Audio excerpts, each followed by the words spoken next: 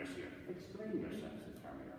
I close my eyes and live it over again, said Mercier. Your hand in mine, tears rising to my eyes at the sound of my faltering voice.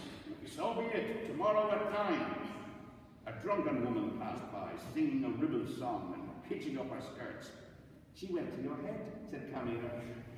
He took a notebook from his pocket, turned the leaves and read, Monday, 15. St. Macarius, 9:15. St. Ruth, collect umbrella at Helen's. And what does that prove? Said Mercier. My good friend, said Camier. True, said Mercier.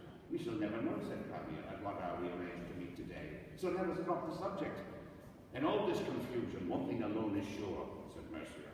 And that is that we met at 10 to 10, at the same time as the hands, or rather, a moment later. There is that to be thankful for, said Camier. The rain had not yet begun, said Mercier. The morning, fair fervour was intact, said Camier. Don't lose our agenda, said Mercier. At this moment, suddenly appeared from nowhere the first of a long line of maleficent beings. His uniform, sickly green in colour, its place of honour rifled heroic emblems and badges, suited him down to the ground. Inspired by the example of the great Sarsfield, he had risked his life without success in defence of a territory which in itself must have left him cold, and considered as a symbol cannot have greatly heated him either. He carried a stick at once elegant and massive, and even leaned on it from time to time.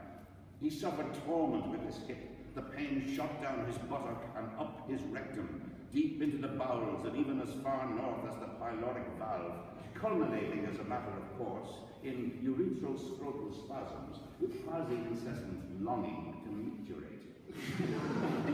Invalided out with a grudging pension, whence the sour-up of nearly all those, male and female, with whom his duties and remnants of bonhomie brought him daily in contact, he sometimes felt it would have been wiser on his part during the great upheaval to devote his energies to the domestic skirmish, the Gaelic dialect, the fortification of his faith, and the treasures of a folklore beyond compare. The bodily danger would have been less, and the benefits more certain.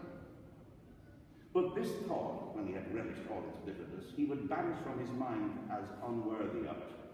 His moustache, once as stiff as the lip it was grown to hide, was no longer so.